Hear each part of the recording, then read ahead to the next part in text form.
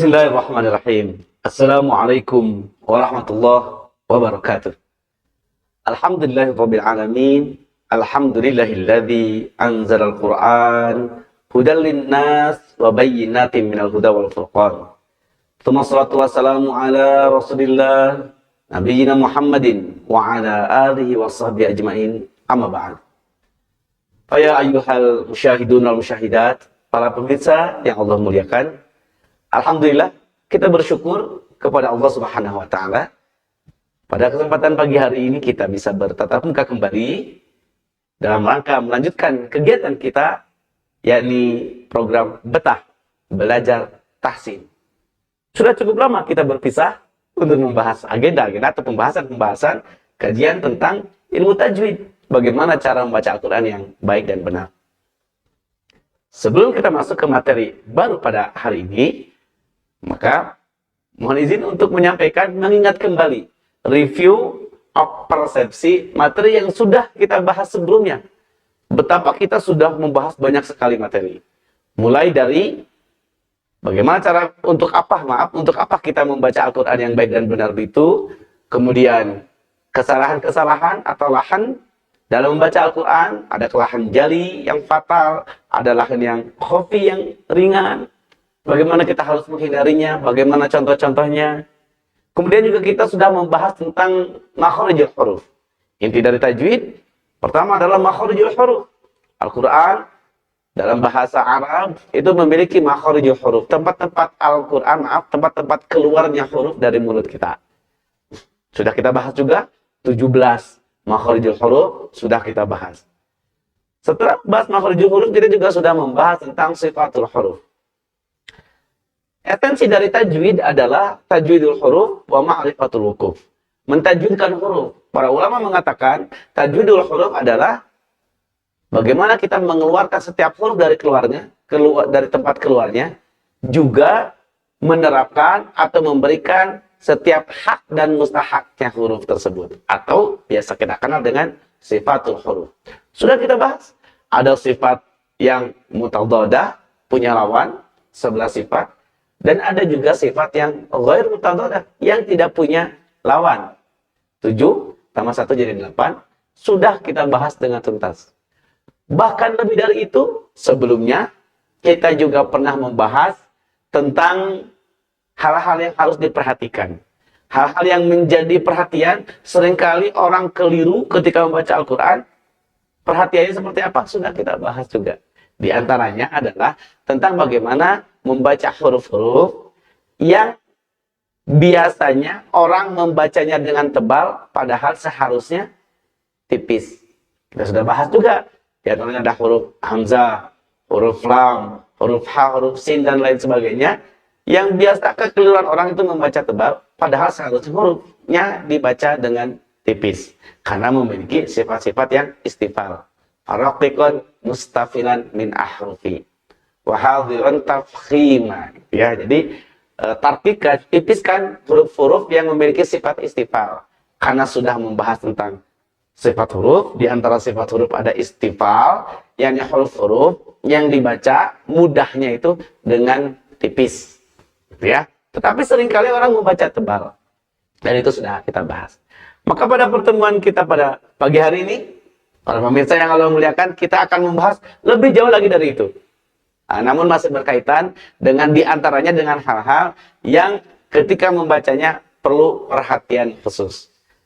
Barusan, yang saya ulangi, barusan dibahas tentang huruf-huruf yang terakhir itu adalah yang biasa dibaca tebal, hati-hati dibaca tebal, padahal harusnya tipis.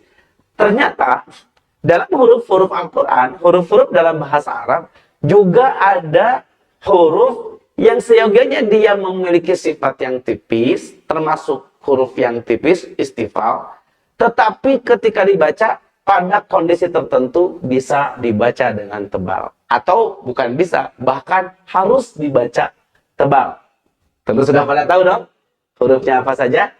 Di antaranya adalah huruf ro, yang lainnya adalah huruf lam. Kok bisa?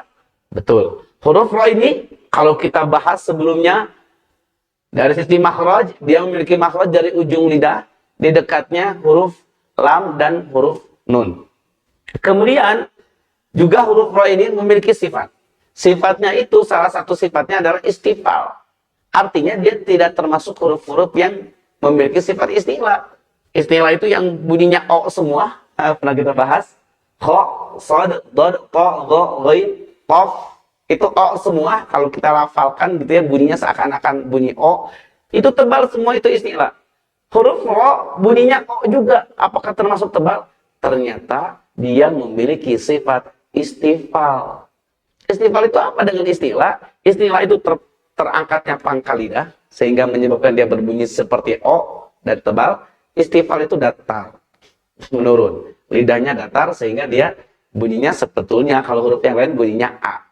Tetapi untuk huruf ro khusus dia bisa pada kondisi tertentu menjadi tebal, pada kondisi yang lain dia menjadi tipis.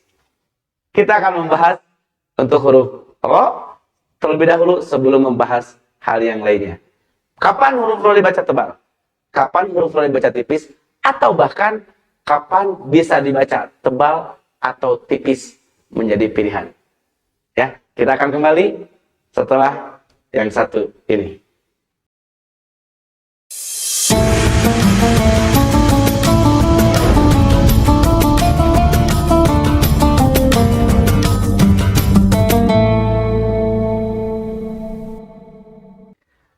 Jadi pemirsa yang beriman, kita kembali lagi, kita melanjutkan yang tadi sempat tertunda pembahasan kita, yang tentang huruf ro. Secara umum dalam kaidah ilmu tajwid, huruf ro cara membacanya ada dua, yakni tafkhim dan tarqiq, membaca tebal dan baca tipis. Sementara sebelumnya kita diperingatkan huruf-huruf yang tidak boleh dibaca tebal karena memiliki sifat yang tipis. Berbeda dengan huruf ro, aslinya tipis, tetapi pada suatu kondisi dibaca tebal, kondisi lain dibaca tipis, bahkan bisa antara dua, bisa tebal, bisa tipis. Seperti apa? Kita simak berikut ya. Sebagaimana yang sebelumnya, kita membahas materi tajwid ini dengan menggunakan rujukan kitabnya Al-Muqaddimah Al-Jazariyah, yang kita kenal dengan begitu sebutannya, yakni karangannya seorang mu'allif Al-Imam Ibnu Al-Jazari rahimahullah ta'ala rahmatan wasi'atan wa nafa'ana bihi wa bi'ulumihi fid darain.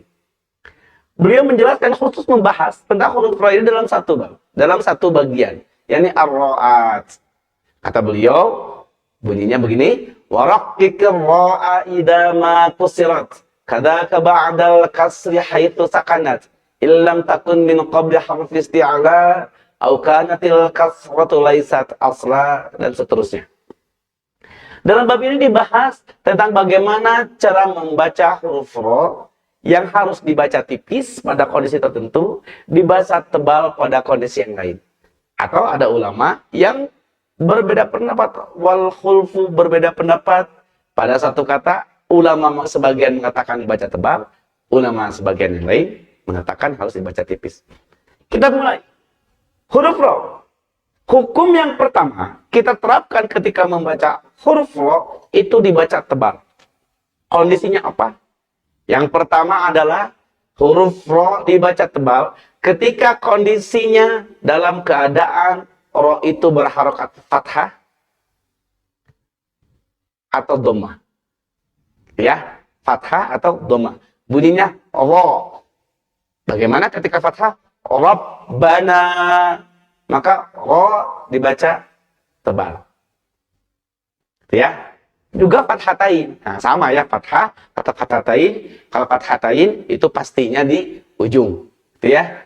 Contohnya khabiron, basiron, ro-nya itu dibaca tebal. Ketika dia fathah atau fathatain, maka ro ini dibaca tafkhim. Kondisi yang kedua, ro ini dibaca tebal ketika dia pada kondisi dhammah atau dhammatain. Dhammah atau dhammatain. Contohnya, ruziqana, ru.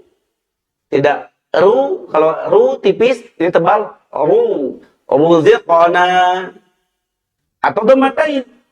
Khabirun, basirun, ghafurun, run, dhammatain. 2. Yang ketiga, huruf ro dalam kondisi yang lain dibaca tebal juga, yakni pada kondisi dalam keadaan sukun. Saya ulangi, yang ketiga, ro dibaca tebal ketika sukun, dan sebelum ro sukun ini ada harokat fathah atau dhammah. Saya ulangi ya, pelan-pelan saja biar mudah untuk ditangkap. Kondisi yang ketiga mengharuskan ro ini dibaca tebal ketika ro dalam keadaan sukun, dan sebelum sukunnya ro ini ada huruf lain yang berharokat fathah atau dhammah. Contohnya pada kata marhaban, marha itu ro-nya sukun, sebelum ro sukun ada fathah, marha. Maka dibaca ro sukunnya dibaca tebal atau tafkhim. Atau dhammah, sama ro sukun sebelumnya dhammah. Contohnya yursilu, mursyidun. Itu ya. Nah, itu juga sama-sama dibaca tebal. Kondisi ketiga. Kondisi keempat yang mengharuskan kita membaca tebal pada huruf ro, yakni ketika huruf ro ini dalam keadaan sukun. Kalau barusan sebelumnya harokat dhammah atau fathah, yang ini dalam keadaan sukun, sebelumnya ada hamzah wasal. Ada hamzah wasal. Hamzah wasal itu, hamzah kalau dia dalam kondisi dibaca wasal dengan huruf sebelumnya, maka tidak ada bunyi untuk hamzah ini. Tetapi kalau dia dibaca di awal kalimat, dia menjadi ada harokatnya. Bisa fathah, bisa dhammah, bisa juga kasroh. Ya, ini hamzah wasal. Contoh yang gampang, yang umum, hamzah wasal itu ada pada kata alladzi. Itu alifnya di depan itu hamzah wasal. Sehingga ketika ada huruf lain sebelumnya dibaca wasal, bismillahilladzi misalkan, itu ya kan itu bismillah alladzi, maka itu hamzah wasal. Jadi hilang, dia tidak berbunyi. Tapi ketika dia dibaca di awal jadi alladzi, dia menjadi fathah. Contohnya begitu. Itu hamzah wasal.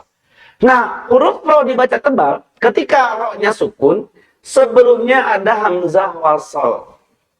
Maka ro ini dibaca tebal. Contohnya ada pada ayat yang sudah kita hafal pada surah Al-Fajr misalkan irji'i. Itu kan ro sukun, sebelumnya kasroh. Tapi kasrohnya karena ada hamzah wasal.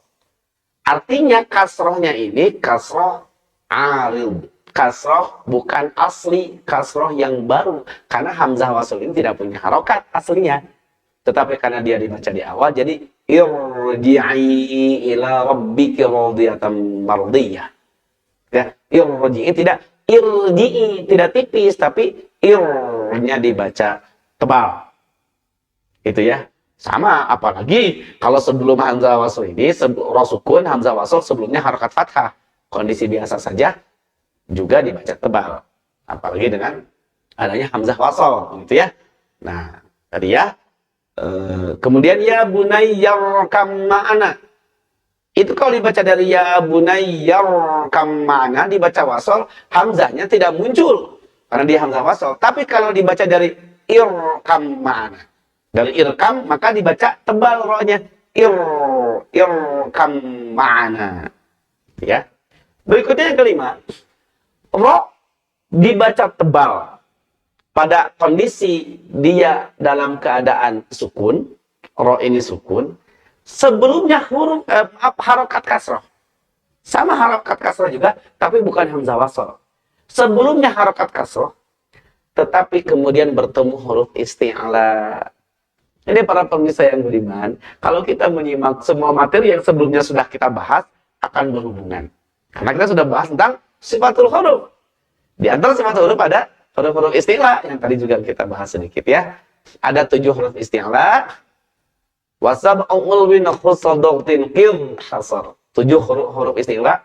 Qa, sad, dad, ta, dha, ghain, qaf. Apa kaitannya dengan huruf ro dibaca tafkhim ini? Ro sukun.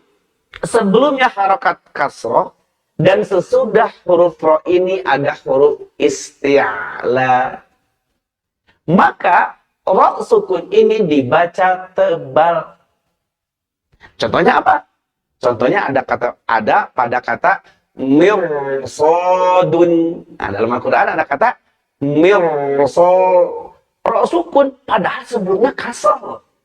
Tapi karena bertemu huruf isti'la, maka dibacanya tebal huruf ro sukunnya. Mirso, tidak mirso, tapi mir. Ro-nya tebal. Mirsodun. Contoh yang lainnya ada pada kata qirtosun. Ya, qirtosun itu contoh untuk huruf ro sukun sebelumnya kasrah, kemudian berikutnya ada huruf isti'la, maka ro-nya dibaca tebal. Yang berikutnya, ro dibaca tebal juga pada saat ro-nya dalam keadaan hidup. Oh, tadi kan huruf hidup pertama ro fathah, ro fathatain, ro dhammah, ro dhammatain, kemudian ro sukun seterusnya. Nah, berikutnya ini ro hidup lagi. Ro hidup dia dibaca tafkhim, baca tebal. Ketika ro hidup ini didahului sebelum ro ini ada huruf sukun selain ya. Ingat, sebelum huruf ro ini ada huruf sukun tapi selain ya. Sukun ya. Ro hidup, sebelumnya ro ada huruf lain yang sukun, kemudian selain ya, kemudian sebelumnya ada huruf lain yang berharokat fathah atau dhammah. Dibaca waqaf. Nah, ini yang jangan lupa di akhirnya dibaca waqaf. Terlepas orang ini berharokat apapun, mau dia kasroh, mau dia dhammah, mau dia fathah, pokoknya sebelum huruf ro hidup ini ada huruf sukun selain ya, dan sebelumnya lagi ada harokat, ada huruf yang berharokat fathah atau dhammah, kemudian dibaca waqaf. Artinya kalau waqaf, ro ini jadi sukun. Kenapa nggak disebut ro sukun saja? Karena aslinya hidup. Sukunnya awil, ya, sukunnya baru karena dibaca waqaf. Bagaimana cara membacanya? Tebal. Contohnya apa? Contohnya di dalam Al-Quran ada kata syahrun misalkan, atau syahrin. Maka ro hidup, sebelumnya ada ha sukun, sebelumnya ada shin berharakat fathah, dibaca waqaf, maka menjadi syahr. Ro-nya dibaca tebal. Atau contoh yang lain, khusrin. Nah, itu ya, innal insana lafi khusrin. Khusrin dibaca waqaf menjadi khusr. Ro hidup, sebelumnya sin sukun, sebelumnya kho berharokat dhammah, dibaca waqaf menjadi khusr. Itu diantaranya bagaimana cara membaca huruf-huruf ro yang harus dibaca tebal atau tafkhim. Yang lainnya kita akan bahas setelah yang berikut ini.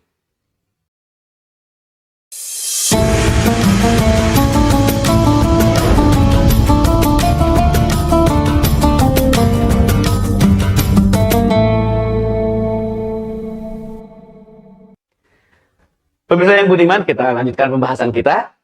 Setelah tadi kita membahas tentang huruf ro yang dibaca tebal atau tafkhim. Ada berapa?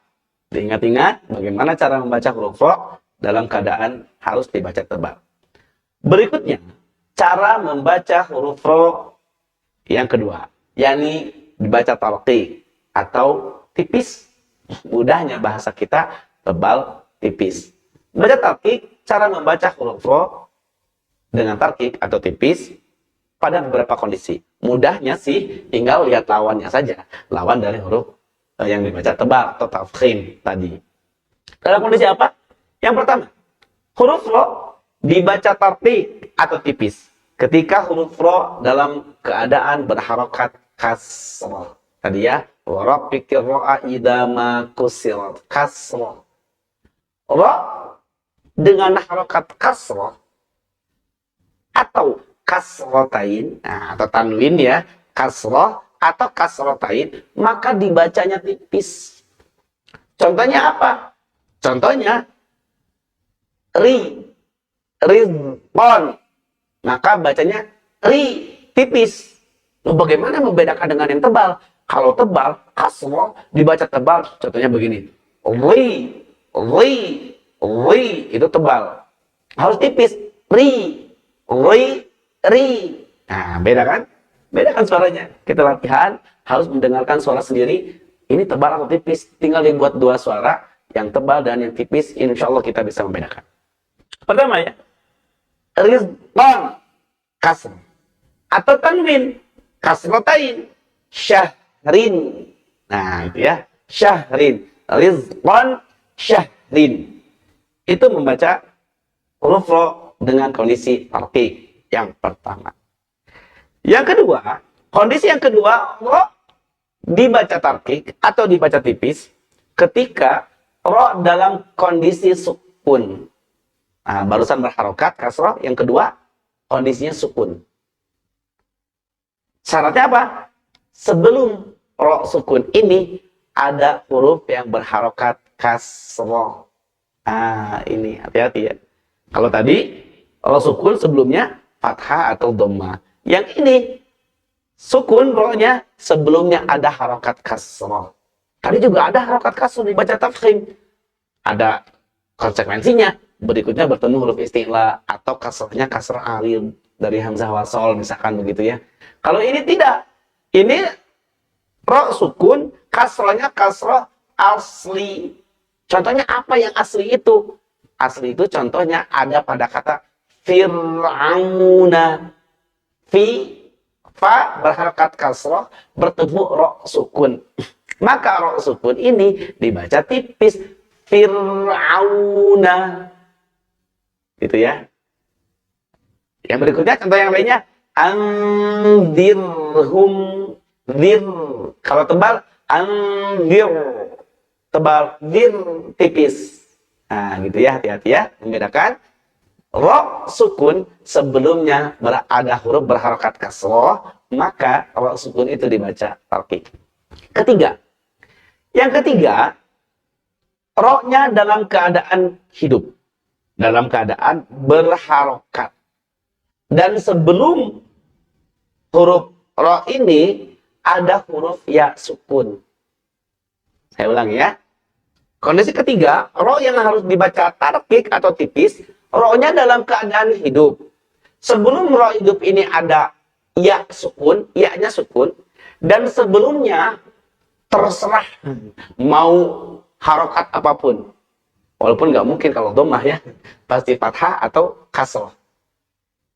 Ada harokat, ada huruf berharokat fathah atau kasroh, kemudian ada ya sukun, baru bertemu dengan huruf ro yang hidup, dibaca waqaf. Nah, ada syarat yang berikutnya, dibaca waqaf. Contohnya apa? Khair. Aslinya khairun. Khairun, ro-nya tebal. Kalau dibaca dihidupkan khairun. Tapi khairun ini dibaca waqaf sehingga ro-nya jadi sukun. Sebelumnya ada ya sukun, sebelumnya ada huruf kha berharakat fathah. Maka jadi khair. Ro-nya dibaca waqaf jadi tipis ro-nya. Contoh yang lain. Qadir. Aslinya qadirun, run tebal, tapi karena dibaca waqaf, ro-nya jadi sukun, sebelumnya ada ya sukun dan sebelumnya ada huruf berharakat kasroh. Qadir, tipis. Gitu ya. Itu yang ketiga. Yang ketiga betul ya. Yang keempat. Kondisi yang keempat, huruf ro harus dibaca tipis lagi. Harus dibaca tarqiq juga. Ketika apa? Ro-nya sama hidup juga. Seperti yang ketiga tadi ya. Ro-nya hidup. Sebelumnya ada huruf sukun selain ya. Kalau tadi ya, ini ada huruf sukun selain ya. Tapi syaratnya, sebelum huruf sukun ini selain ya, ada harokat kasroh. Ini ya, ada syaratnya juga. Ada harokat kasroh. Saya ulangi ya, biar mudah, pelan-pelan. Ro-nya hidup. Sebelum ro hidup ini ada huruf sukun selainnya huruf sukun. Kemudian sebelum huruf sukun ini ada huruf yang berharokat kasrah. Dibaca waqaf. Nah, ini yang jangan lupa dibaca waqaf. Roknya otomatis dalam keadaan sukun karena waqaf dan dibaca tipis. Contohnya apa? Bikr. Aslinya bikrun. Tetapi karena roknya dibaca waqaf, dia jadi sukun. Sebelumnya ada huruf kaf sukun dan sebelumnya ada ba berharokat kasrah. Bi ketemu dengan kaf, bik, kemudian ro, r-nya jadi tipis. Bik, tidak bikr, tidak tebal. Bikr. Atau sihr. Sihrun jadi sihr. R-nya dibaca tipis. 4 kondisi huruf ro harus dibaca tipis. Lagi ya, ketika ro kasroh atau kasroh tain, ro sukun sebelumnya kasroh, ro hidup sebelumnya ya sukun, dibaca waqaf, kemudian ro hidup sebelumnya ada huruf yang sukun dan sebelumnya lagi ada harokat kasroh, dibaca waqaf juga. Maka semua kondisi ini menyebabkan huruf ro dibaca taqiq atau dibaca tipis. Nah, sekarang lanjut. Ada huruf-huruf tadi disebutkan di awal bahwa hukum ro ini ada yang harus tebal, ada yang harus tipis, tapi ada yang boleh dua. Artinya kondisi tertentu boleh tipis, kondisi yang lain boleh tebal, atau menurut ulama ini tipis, menurut ulama yang lain tebal, atau bahkan memang boleh dua-duanya. Mau baca tebal atau tipis, boleh saja. Dalam istilah tajwid, kita sebut dengan jawazul wijhain. Jawazul wijhain. Dua wajah. Jadi boleh dengan dua wajah. Boleh dengan dua cara membaca. Maksudnya dua cara ini apa? Tadi, tafkhim atau tarqiq. Bisa tafkhim atau tarqiq. Atau memang perbedaan ulama. Nah, contohnya dalam kitab Muqaddimah Al-Jazariyah, Imam Al-Jazari, Ibnu Al-Jazari, beliau menyampaikan. Contohnya dalam bait beliau sampaikan, wal khulfu fi firqin yujad. Wal khulfu fi firqin. Ulama berbeda pendapat ketika bertemu kata firqin. Ini ada ra sukun, sebelumnya kasrah, tetapi bertemu huruf isti'la yang hidup. Hidup ya ketika dibaca wasal. Kalau dibaca sukun qafnya, jumhur ulama mengatakan ini dibacanya tebal. Fir-nya tebal karena bertemu dengan huruf qaf yang sukun, firqa. Tapi ketika dibaca wasal, firqin atau firqin. Loh, kenapa ada tebal? Karena kalau dibaca tebal, alasannya karena huruf qaf ini huruf isti'la walaupun kasrah. Gitu ya. Ada pendapat yang mengatakan begitu. Pendapat yang lain dibacanya tipis dong, ro-nya firqin. Kenapa tipis? Karena qafnya dalam keadaan kasroh. Walaupun wasal, qafnya dalam keadaan kasroh. Memang kenapa kalau kasroh? Nanti mudah-mudahan kita bisa membahas, ada satu sesi membahas tentang maratibut tafkhim. Tentang tingkatan tafkhim. Dalam tingkatan tafkhim yang 5, itu tingkatan paling rendah, itu huruf isti'la dalam keadaan kasroh. Semuanya paling lemah istilahnya, maksudnya ketebalannya. Bukan berarti menjadi tipis, tidak. Tetap tafkhim, karena istilah itu tafkhim daiman, tafkhim selamanya. Dalam kondisi kasrah sekalipun. Namun, kondisi paling lemah kasrah, paling lemah ketebalannya atau tafkhimnya, istilahnya, maka dia pada kondisi kasrah. Sehingga para ulama berbeda pendapat terkait dengan kata firqin ini, firqin atau firqin. Tetapi sepengetahuan kami yang belajar dari guru-guru kami, secara umum banyak ulama berpendapat yang banyaknya adalah membaca kata firqin ini ketika dibaca wasol, ro-nya dibaca tipis. Karena tadi qafnya dan kondisi kasrah. Tapi kalau ada membaca tebal, ya tidak apa-apa, silahkan saja. Itu ya, itu pilihan. Itu satu diantaranya, saya lagi, yang jawazul wijhain. Ada dua wajah, dua cara membaca huruf ro. Yang lainnya apa? Contoh yang lainnya adalah kepada kata misro. Ya, misro. Itu dibaca ketika dia waqaf, apakah misr tebal atau misr? Kenapa? Karena ada huruf shad, ro-nya hidup dibaca waqaf jadi sukun, ada sebelumnya huruf sukun dan sebelumnya kasrah. Kalau melihat kaidah yang awal tadi, ini harusnya dibacanya tipis, tarqiq, betul ya? Karena roh hidup didahului huruf yang sukun, sebelumnya ada harokat kasrah. Dibaca waqaf itu tipis, tarqiq. Tetapi yang jadi masalah, huruf sukunnya sebelum roh ini huruf isti'la. Sudah isti'la, itu bak lagi. Makin kuat tebalnya. Jadi bagaimana? Maka dibacanya milsul. Ada yang mengatakan, oh ini masuk tebal, tidak masuk tipis, tidak masuk antara dua juga. Ya boleh silakan. Ya, jadi ada yang mengatakan milsul tebal, ada milsul tipis. Tapi setahu kami, sependek pengetahuan kami, belajar dari para guru kami, yang ini dibacanya tebal. Lebih utama dibaca tebal, gitu ya. Lebih utama. Walaupun termasuk jawazul wijhain, tapi lebih utama dibaca tebal. Gitu ya. Pokoknya dibaca tebal. Yang lainnya ada pada, contohnya pada surah Al-Fajr juga. Ada surah Al-Fajr, wal fajr walayalin asyr wasyawratar walaili idza yasr. Nah, di situ ada huruf-huruf yang ro sukun dibaca waqaf. Ro-nya hidup tapi dibaca waqaf menjadi sukun. Ini ada ulama berpendapat boleh dibaca tebal, boleh dibaca tipis, atau malah dibaca tebal. Padahal ro-nya hidup, sebelumnya ada huruf sukun dan bukan huruf istilah, dan sebelumnya ada harakat fathah. Nah, ini bagaimana cara membacanya? Kalau lihat kaidah tadi dibacanya tebal. Tetapi kenapa ada yang berpendapat dibaca tipis? Karena dalam kondisi biasa, normal, dari sisi bahasa Arab. Ya, contoh ini asal katanya saro, gitu ya. Saro itu ada alif bingkang kata orang Sunda ya. Gitu ya. Ada alif maksurahnya. Itu sehingga ketika yasser itu ada yang baca tipis yasser. Padahal yasser kalau kaidah umum narohnya nggak ada tanda apa-apa. Secara rosem alif maksurahnya itu tidak dituliskan. Sehingga seharusnya dibaca tebal pada umumnya. Tetapi sekali lagi ada yang berpendapat itu dibaca tipis. Gitu ya. Kemudian yang lain juga pada ayat yang lain juga sama.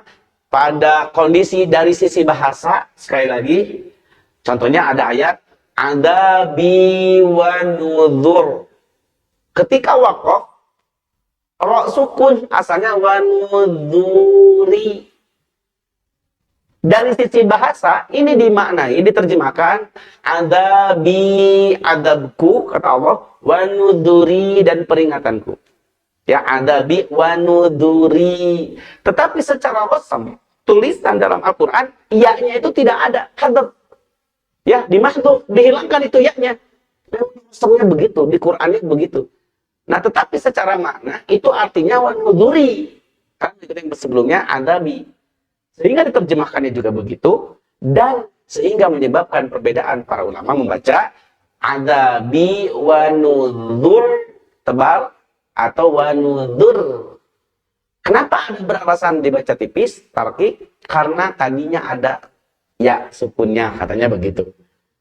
Tetapi sekali lagi, terkait dengan ini saya khususnya belajar dari para guru kami, yang ini lebih utama dibaca tebal. Walaupun tadi ada jawazul wijhain, tetap dibaca tebal. Kenapa dibaca tebal? Karena pada rosamnya tulisannya itu tidak ada ya-nya. Dan ketika kita baca, ro-nya dibaca sukun. Nah, ada biwanudhur. Gitu ya. Tapi kembali kepada kita semua, mana yang lebih utama kita bisa pilih, silakan belajar, tambahkan ilmu, belajar kepada para guru, sehingga kita bisa membedakan.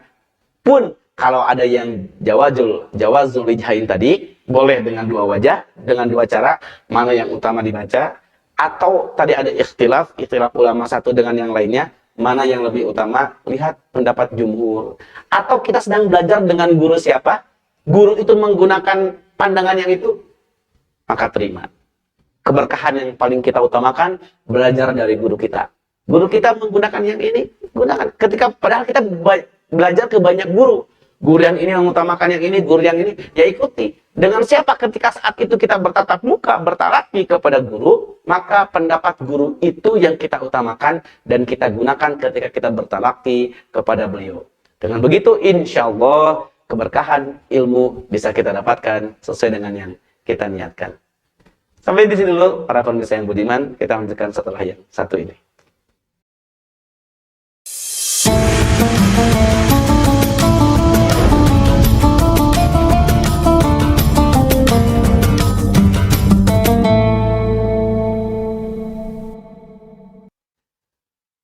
Alhamdulillah, pemirsa yang budiman, tak terasa waktu juga yang batasi kita ya.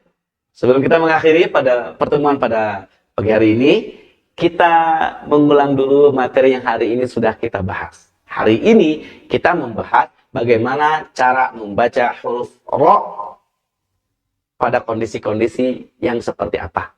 Nah, gitu ya. Kita ketahui, saya ulangi, bahwa huruf ro itu memiliki hukum bacaan tersendiri. Dia bisa dibaca tafkhim tebal atau tarqiq tipis. Atau bahkan boleh dibaca tebal atau tipis pada kondisi yang khusus. Ro yang dibaca tafkhim, kita mengulang sedikit. Ro yang dibaca tafkhim ketika ro itu dalam kondisi fathah atau fathatain, kondisi dhamma atau dhammatain, kondisi ro itu dalam keadaan sukun, sebelumnya ada harakat fathah atau dhammah, kemudian ro sukun sebelumnya ada huruf isti'la, ro sukun sebelumnya ada hamzah wasol atau ada kasrohnya, kasroh arid. Kemudian yang kelima, ro hidup, ro sukun ya, ro sukun atau ro hidup. Kemudian ro sukun, yang kelima ini ro sukun sebelumnya ada harakat kasroh tapi bertemu huruf isti'la. Tadi contohnya mirrosodun, ro-nya ro sukun ya. Yang kelima, ro sukun sebelumnya ada harakat kasroh tetapi bertemu huruf isti'la. Yang keenam, yang terakhir, di ro dibaca tafkhim ini, ro dalam keadaan hidup, sebelumnya ada huruf yang sukun selain ya, dan sebelumnya juga ada harakat kasroh atau dhammah dibaca waqaf. Itu tafkhim. Yang kedua, ro yang dibaca tarqiq. Kondisinya atau dibaca tipis, kondisi yang pertama, ro dalam keadaan berharakat kasroh atau kasrotain atau kasroh tanwin. Yang kedua, ro-nya dalam keadaan sukun, sebelumnya ada harakat kasroh. Yang ketiga, ro-nya dalam keadaan hidup, sebelumnya ada ya sukun, dibaca waqaf. Terakhir yang keempat, ro dalam keadaan hidup, sebelumnya ada huruf sukun selain ya, dan sebelumnya lagi ada harakat kasroh, dibaca waqaf. Tafkhim, tarqiq. Sekarang yang ketiga, jawazul wijhain, ro yang boleh dibaca tebal, tafkhim boleh dibaca tipis atau tarqiq. Ini terjadi pada kata-kata tertentu saja. Contoh misalkan tadi ada misr gitu ya, kemudian ada tadi adabi wa nudhur atau wa nudhur gitu ya. Kemudian ada yassar atau yassar. Walaupun kami lebih memilih dibaca tebal. Tadi ada kata firqin atau firqin. Nah, berbeda pendapat para ulama. Itu saja para pemirsa yang budiman yang kita bahas pada pagi hari ini. Mudah-mudahan bisa menambah khazanah keilmuan kita dalam membaca Al-Quran, sehingga makin baik, makin tepat, makin benar, sehingga bacaan Quran kita semakin bernilai ibadah karena sesuai dengan yang dicontohkan oleh Rasulullah SAW. Mudah-mudahan kita mendapatkan keberkahan dari Al-Quran dan rahmat dari Allah Subhanahu Wa Taala. Mohon maaf atas hal-hal yang kurang berkenan, kelemahan, kesalahan dari kami, mohon dimaafkan, dan silakan koreksi boleh disampaikan nanti di kolom chat menjadi masukan buat kami juga. Yang benarnya itu hanya dari Allah Subhanahu Wa Taala. Terima kasih pada para guru kami juga. Semoga ilmu bermanfaat ini menjadikan rahmat bagi mereka, kemanfaatan, jadi syafaat buat mereka juga. Para pemirsa juga, sampai bertemu di pertemuan berikutnya dengan materi yang lain, semakin mendalam, semakin benar bacaan kita. Tetap di channel PKS TV Kabupaten Bandung dalam program Betah Belajar Tahsin. Aku qouli hadza wa astaghfirullah wa lakum Walafu minkum billahi taufiq wal hidayah. Assalamualaikum warahmatullahi wabarakatuh.